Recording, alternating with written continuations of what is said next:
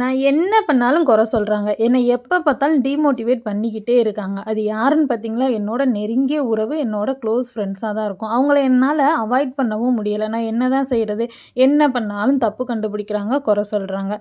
இதனாலேயே என்னால வாழ்க்கையில முன்னேற முடியல. அடுத்த கட்டத்துக்கு என்னால அடி எடுத்தே வைக்க முடியல. என்ன பண்றதுன்னே தெரியல. இந்த மாதிரி பழி சொல்றவங்கள நம்ம மாத்த முயற்சி பண்ணணுமா? அல்லது நம்மளையே நம்ம மாத்திக்கிறணுமா? ஹாய் எல்லாருக்கும் வணக்கம். நான் தான் ஹேமா. எல்லாரும் எப்படி இருக்கீங்க? நாங்க இங்க ரொம்பவுமே சூப்பரா இருக்கோம். வாங்க வீடியோக்குள்ள போலாம். நம்ம வாழ்க்கையில நடக்கிற பிரச்சனைக்கு காரணம் எல்லாம் அந்த சுத்தி உள்ளவங்க பழி சொல்றவங்கன்னு சொல்லிட்டு தானே நம்ம நினச்சிக்கிட்டு இருக்கோம். தப்பு எங்கே இருக்குன்னு சொல்லிட்டு நினைக்கிறீங்க? கண்டிப்பா நம்ம கிட்ட தாங்க இருக்கு. நம்ம நினைக்கிற ஃபர்ஸ்ட்டு விஷயம் என்ன தெரியுமா? எல்லாருமே நம்மட்ட ரொம்ப அக்கறையா இருக்கணும். எல்லாருமே நம்ம மீது நம்பிக்கையா இருக்கணும். நம்ம என்ன செஞ்சாலும் எல்லாருமே ஏத்துக்கிறணும். நம்மள நல்ல விதமாவே பார்க்கணும் அப்படின்ட்டு நம்ம நிறைய பேர் அப்படிதான் நினச்சிக்கிறோம். ஏன் எனக்கு மட்டும் இந்த மாதிரி நடக்குதுன்னு. ஸோ வாழ்க்கையில கண்டிப்பா அந்த மாதிரிலாம் இருக்கவே இருக்காது. கண்டிப்பா நம்ம செய்கிற விஷயங்கள் யாருக்காவது ஒரு ஆளுக்கு பிடிக்காம போகலாம், பொறாமையா கூட இருக்கலாம். ஸோ ஃபஸ்ட்டு எல்லா விஷயமே நம்மளுக்கு ஃபேவரபுளாக அமையும் சொல்லிட்டு நினைக்கிறத அந்த தாட்டை நம்ம ஃபஸ்ட்டு மாற்றிக்கிறணும். எல்லாருமே நம்மளுக்கு நல்லதாகவே செஞ்சுக்கிட்டே இருந்தால் வாழ்க்கை ரொம்பவுமே போர் அடிச்சு போகுங்க. அப்பப்போ இந்த மாதிரி வில்லன் வில்லி கேரக்டர்லாம் நம்ம வாழ்க்கையில் வந்துட்டு போனால் தான் நம்மளுடைய வாழ்க்கையுமே ரொம்ப சுவாரஸ்யமாக இருக்கும். ஸோ அதை பார்த்து பயந்துடாதீங்க. ரொம்ப அதை பற்றியே யோசிச்சுக்கிட்டே இருந்தீங்கன்னா நீங்கள் கண்டிப்பாக அதே இடத்துல தான் உட்காந்துக்கிட்டு இருக்காப்புல இருக்கும். ஸோ அதை பற்றி ரொம்ப யோசிக்காமல் அடுத்த வேலையை நம்ம பார்க்க ஸ்டார்ட் பண்ணிடணும். அதுக்கப்புறம் என்னன்னு பார்த்தீங்கன்னா பணம். எல்லா விஷயத்துக்குமே நம்மளுக்கு பணம் தான் முக்கியமாக இருக்கும். ஸோ நீங்கள் எதுக்காகவும் யாருக்காகவுமே பணத்துக்காக மற்றவங்கள டிபெண்ட் பண்ணி இருக்கவே இருக்காதீங்க. உங்களுக்குன்னு தனியாக ஏதாவது ஒரு வருமானம் வர்ற மாதிரி பார்த்துக்கிறணும். கண்டிப்பாக நீங்கள் யாரையுமே டிபெண்ட் பண்ணி இருக்கக்கூடாது. அப்போ தான் உங்களுடைய கான்ஃபிடென்ட் லெவல் ரொம்பவே அதிகமாகும். யார் என்ன பண்ணால் என்ன, நான் சம்பாதிக்கிறேன், நான் நல்லபடியாக இருக்கேன், நான் கரெக்டான வழியில் தான் போய்கிட்டு இருக்கேன்ற அந்த கான்ஃபிடென்ட் லெவல் உங்களுக்கு மேலேயே ஒரு நம்பிக்கையுமே வரும். ஸோ இந்த விஷயத்தையுமே கண்டிப்பாக நீங்கள் ஃபாலோ பண்ணி பாருங்கள். உங்கள் கையில் ஏதாவது வருமானம் வர மாதிரி கண்டிப்பாக பார்த்துக்கோங்க. இந்த மாதிரி நீங்கள் அவங்க ஷெட்யூலை அமைச்சுக்கிட்டு இருக்கும்போது மற்றவங்க யார் என்ன பேசினாலுமே ஃபஸ்ட்டு உங்களுக்கு அதை கேட்குறதுக்கே நேரமே இருக்காது இல்லையா?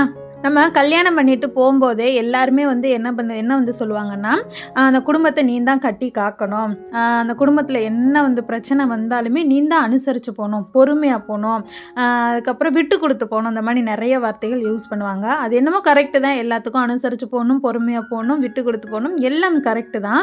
ஒரு விஷயத்தை உங்கள் சக்திக்கு மீறி செய்ய சொல்லிக்கிட்டே இருக்காங்கன்னா யோசிக்காமல் கண்டிப்பாக ஃபஸ்ட்டு நோ சொல்லி பழகுங்க.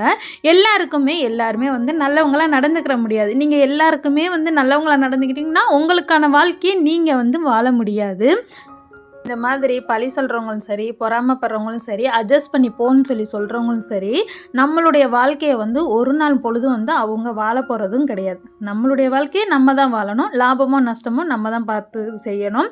ஸோ உங்களுக்கு எதுவும் கரெக்டுன்னு படுதோ அதை யோசிக்காமல் பண்ணுங்கள்.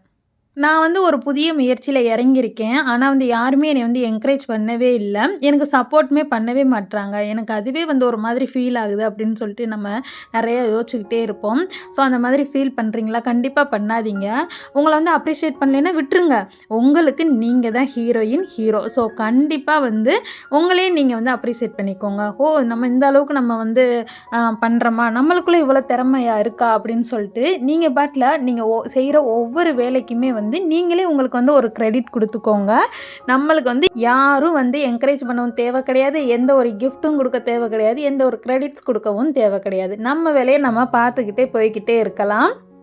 என்னை பார்த்து ரொம்ப பொறாமப்படுறாங்கப்பா, நான் என்ன செஞ்சாலும் என்னை திட்டிக்கிட்டே இருக்காங்க அப்படின்னு சொல்கிறீங்களா? அந்த நெகட்டிவ் பீப்புள் அதை மட்டும்தாங்க செய்ய முடியும். வேறு என்ன செய்ய முடியும்? நம்மளுடைய வளர்ச்சியை அவங்களால தடுக்க முடியாது. அதை இந்த மாதிரி தான் வெளிக்காட்டுவாங்க. நீ பண்ணுறது தப்பு, என்ன இப்படி செய்கிற, என்ன இந்த மாதிரி பண்ணுறேன்னு சொல்லிட்டு நம்மளை அப்படியாவது நம்ம டீமோட்டிவேட் ஆகிட்டு அந்த காரியத்தை நம்ம எடுத்த செயலை விட்டுருவோம். ஒரு பொண்ணாக இருந்துட்டு இவ்வளோ தூரம் வளர்ந்து வராளே அப்படின்ற மாதிரி அவங்களுடைய தாட்ஸ் இருக்கும். அதை நம்மள்கிட்ட திணிக்க முடியாமல் தான் இந்த மாதிரிலாம் நம்மளை டிமோட்டிவேட் பண்ணிக்கிட்டே இருப்பாங்க. ஸோ அதுக்கெல்லாம் நீங்கள் இடம் கொடுக்கவே கூடாது. பேசுகிறவங்க பேசிக்கிட்டே தாங்க இருப்பாங்க. ஏன்னா அவங்களுக்கு தான் எந்த ஒரு வேலையும் இல்லை, வெட்டியும் இல்லை. நமக்கு அப்படியா? நிறைய வேலை இருக்குது, அதெல்லாம் கேட்க எனக்கு நேரம் இல்லைன்னு சொல்லிட்டு பழகுங்க. பெண்கள் இப்போ உள்ள காலகட்டத்தில் ஆண்களுக்கு நிகராக எல்லா துறையிலையுமே வந்து சாதனை பண்ணிக்கிட்டே தான் இருக்காங்க. ஆண்களுக்கு ஒன்றும் சளைச்சவங்க நம்மளும் கிடையாதுன்னு சொல்லிட்டு ஆண்களுக்கு நிகராக நம்மளுமே நம்மளுடைய வேலைகளை பார்த்து பழகலாம். சில பேர்லாம் இருப்பாங்க வீட்டில் என்னன்னு பார்த்தீங்கன்னா, இப்போ ஒரு சாதாரண தண்ணி கேன் தூக்கி வைக்கிறது கூட என் ஹஸ்பண்ட் வந்து தான் தூக்கி வைக்கணும், ஏன்னா என்னால் தூக்க முடியாது.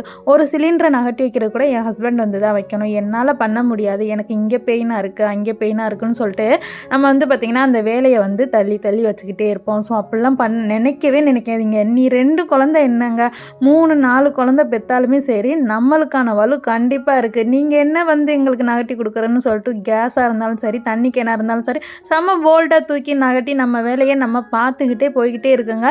எப்போதுமே வந்து யாரையுமே எதுக்காகவும் எதிர்பார்த்துக்கிட்டே இருக்காதீங்க. உங்கள் வேலைகளை நீங்கள் பார்த்துக்கிட்டே இருங்க. நிறைய பெண்கள் சொல்லி கேள்விப்பட்டிருக்கேன். எப்படின்னா, என் கணவர் தான் வந்து எனக்கு மளிகை ஜாமான் வாங்கி கொடுப்பாங்க, என் கணவர் தான் எனக்கு எல்லாமே பார்த்து எல்லாமே பண்ணுவாங்க, என் கணவர் தான் எங்களுக்கு இன்சூரன்ஸ் போட்டிருக்காங்க, எல்லாமே கணவர் கணவர் கணவர் தான் போவாங்க.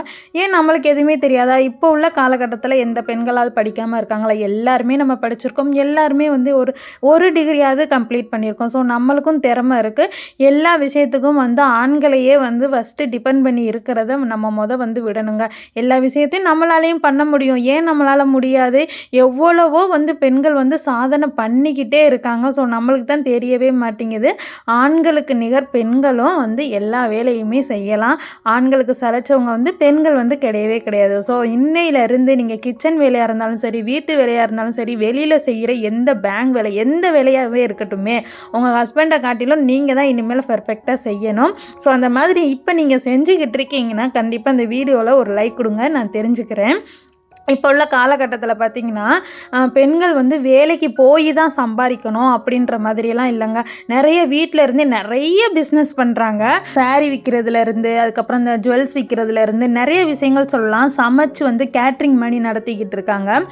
நம்ம யூடியூப்லேயே கூட நம்ம நிறைய பார்க்குறோம் பார்த்திங்களா, எவ்வளோ பெண்கள் வந்து நிறைய சாதனை பண்ணிக்கிட்டே இருக்காங்கங்க. சில பேர் சொல்கிறாங்க, ஸோ எனக்கு தான் வயசாயிருச்சு, 30க்கு மேலே ஆயிடுச்சு, 40க்கு மேலே ஆயிடுச்சு, என்னாலலாம் பண்ண முடியாது அப்படின்னு சொல்கிறீங்க.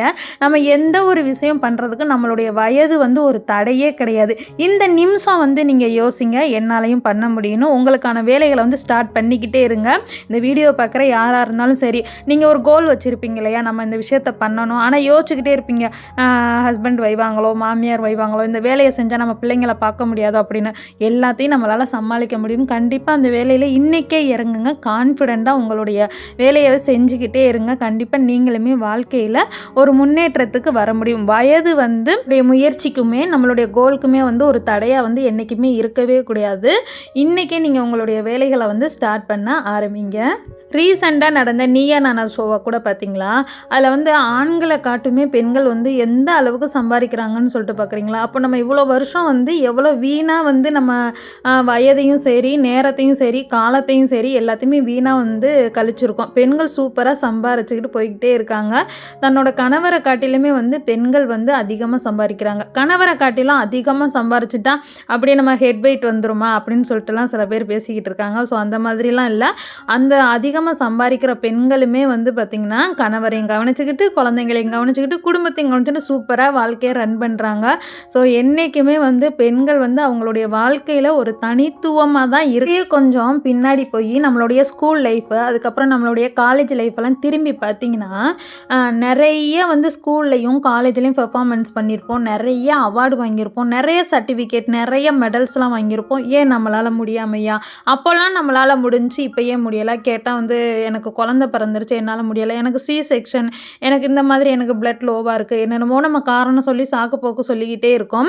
ஸோ நம்மளை காட்டிலும் மோசமான நிலைமையிலலாம், உடல்நல குறைவுலலாம் வந்து நிறைய பெண்கள் வந்து சாதனை பண்ணிக்கிட்டே தான் இருக்காங்க. ஸோ கண்டிப்பாக வந்து நம்மளுமே வந்து நமக்கான முயற்சியை வந்து ஸ்டார்ட் பண்ணிடணும். அக்கம் பக்கம் உள்ளவங்களையோ, உறவுகளையோ, நண்பர்களையோ யாரையுமே குறை சொல்லாங்க. அதெல்லாம் பேசுகிறவங்க பேசிக்கிட்டு தாங்க இருப்பாங்க. பேசலைன்னா தான் தப்பு. இந்த உலகத்தில் பேசாதவங்க யாராவது இருக்காங்களா? நம்ம ஒரு விஷயம் சொன்னோம்னா கண்ணு, காது, மூக்கு, வாயு வச்சு எல்லாமே பேசுவாங்க. ஸோ அதை நம்ம வந்து லிசன் பண்ணக்கூடாது. நம்ம லிசன் பண்ணோம்னா நம்ம மேலே தான் கண்டிப்பாக வந்து தப்பு இருக்குது, அவங்க மேலே இல்லை. அவங்கெல்லாம் வந்து அப்படி தான். நம்ம அதை வந்து காதுலேயே வாங்கிக்கிறவே கூடாது. ஸோ இந்த வீடியோ யாராவது பார்த்துக்கிட்டு இருந்தீங்கன்னா, நானும் வந்து பிஸ்னஸ் பண்ணிக்கிட்டு இருக்கேன். நானும் வந்து ஒரு மாசத்துக்கு இவ்வளோ சம்பளம் சம்பாரிக்கிறேன். அப்படின்ற மாதிரி நீங்களும் பண்ணிக்கிட்டு இருந்தீங்கன்னா, கண்டிப்பா வந்து எனக்கு வந்து கீழ வந்து கமெண்ட் பண்ணுங்க. பார்க்குறவங்களுக்குமே வந்து ரொம்ப மோட்டிவேஷனா இருக்கும். எனக்குமே ரொம்ப மோட்டிவேஷனா இருக்கும். ஸோ பெண்கள் நெனச்சா என்ன வேணாலும் பண்ணுங்க. ஆவதும் பெண்ணாலே, அழிவதும் பெண்ணாலேன்னு அந்த காலத்திலேயே சொல்லி வச்சிருக்காங்க இல்லையா? ஸோ கண்டிப்பா வந்து இன்னையிலேருந்து ஸ்டார்ட் பண்ணுவோம். நம்மளுக்குன்னு ஒரு சம்பாத்தியம். அடுத்தவங்கள வந்து குறை சொல்லாம யார் என்ன வேணாலும் சொல்லிட்டு போலாம். நம்ம வேலைய பார்த்துட்டு நம்ம போய்க்கிட்டே இருப்போம். அவ்வளோதான். ஸோ இவ்வளோதையும் பேசிக்கிட்டே பார்த்தீங்கன்னா, என்னோட ஒரு நாள் ரொட்டீனே நீங்க பார்த்துருப்பீங்க. கிச்சன் பார்த்தீங்களா, எவ்வளோ ஒரு மோசமான நிலைமையில இருந்துச்சுன்னு உங்களோட பேசிக்கிட்டே எல்லா வேலையுமே பண்ணியாச்சு. கிளீனுமே பண்ணிட்டேன். பண்ணிட்டு சமைக்கவுமே ஆரம்பிச்சிட்டேன். கரெக்ட்டா வந்து டைம் பார்த்தீங்கன்னா, ஒரு 1:00 போல இருந்துச்சு. ஸோ சாப்பாடு வச்சுட்டு கீரை குழம்பு தாங்க பண்ணிக்கிட்டு இருந்தேன்.